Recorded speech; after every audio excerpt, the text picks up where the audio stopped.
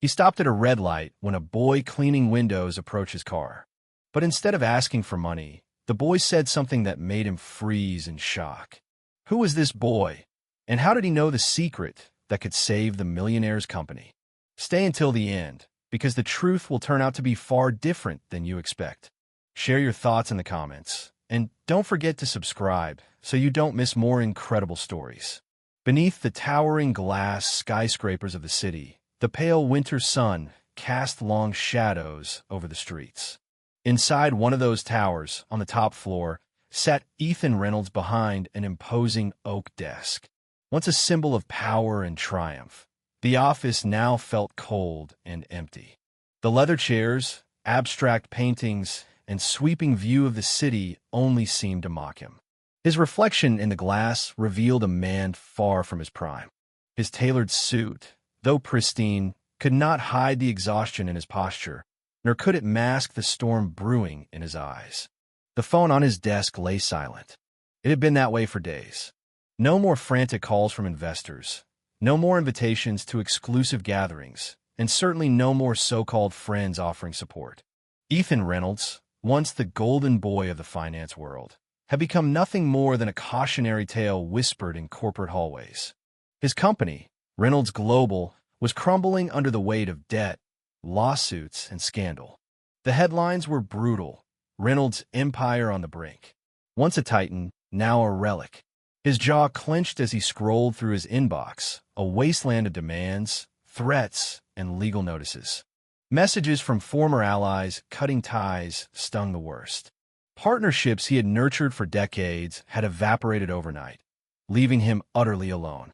A sharp knock shattered the silence, and without waiting for permission, the door creaked open. Nathan Hayes stepped inside. Nathan, the friend, the confidant, the partner, had been with him from the beginning. From pitching their first deal in a cramped apartment to dominating Wall Street. "You look like hell," Nathan said, his voice laced with strained sympathy.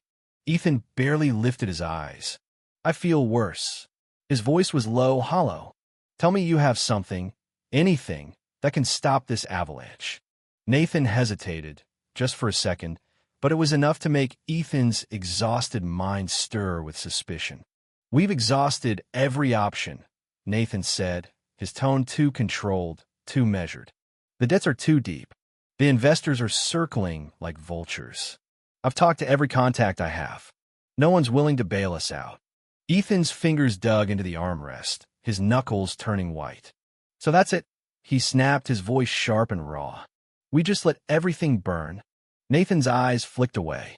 "Sometimes you can't win every battle, Ethan." The room felt suffocating.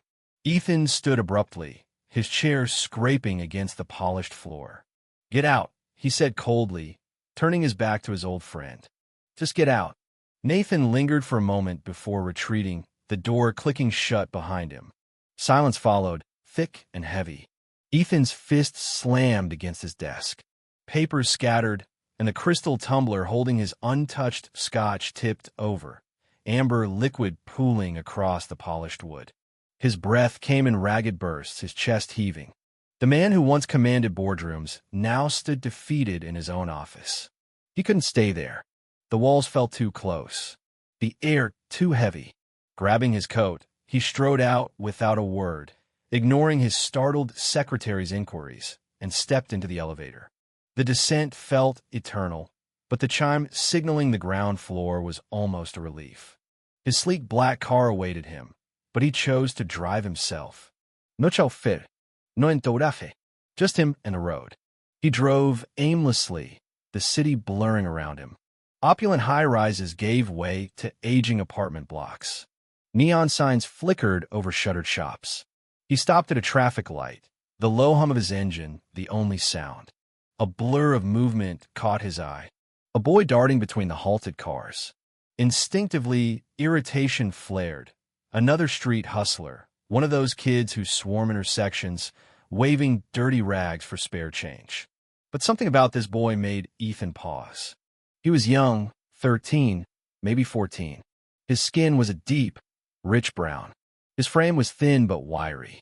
His clothes, a patchwork of wear and survival, hung loosely on his slight frame. His shoes, scuffed and worn to the sole, barely clung together. But was the boy's eyes, sharp, alert, and burning with something fierce, that made Ethan hesitate. The boy approached his car, lifting his rag in an unspoken question. Ethan didn't nod, didn't wave, but the boy began wiping anyway, swift, efficient, his small hands moving with a precision born of habit.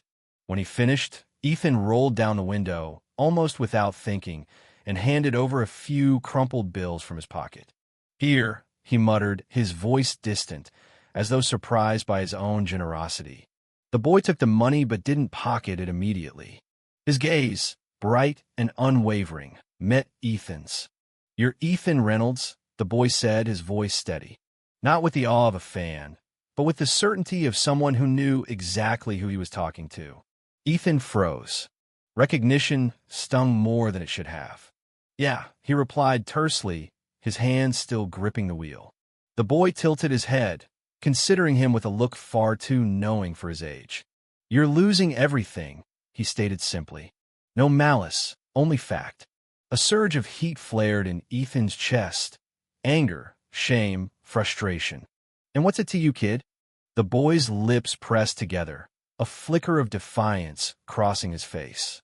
"I know how to help you," he said, his voice calm, assured. Ethan blinked, the absurdity of the moment breaking through his anger. "You?" He almost laughed. "You know how to save $1 billion company." The boy didn't flinch. "Yeah," he said, "because my mom tried to stop what's killing your company. But you fired her." Ethan's stomach knotted, the burn of recognition searing through him. "Your mother?" he asked, his voice slower now, guarded. "Melissa Carter," the boy replied. "She was your analyst. You called her a thief." The name hit like a slap. Ethan remembered Melissa Carter, bright, precise, fired under a cloud of accusations. A scandal swept under the rug on Nathan's recommendation. Ethan had trusted Nathan's word without question. His grip on the steering wheel tightened, his pulse thundering. "And what," he asked, his voice low and edged with skepticism, "makes you think I should believe you now?" The light turned green. Cars began honking behind them. The boy stepped back, wiping his hands on his tattered jeans. "You don't have to believe me," he said. "Just talk to her." Ethan's foot hovered over the gas pedal. Everything in his gut screamed to drive away, to dismiss this child bravado as nonsense. But he couldn't. Not this time. "Get in," he said abruptly, his voice cutting through the blare of horns. The boy's eyes flicked to the seat, then back to Ethan. He hesitated for only a heartbeat before opening the door and sliding inside. The scent of the cold street air trailed after him as Ethan pulled away from the intersection. His jaw was set. His eyes were fixed ahead. And for the first time in a long time, he felt something foreign, something long forgotten. Hope.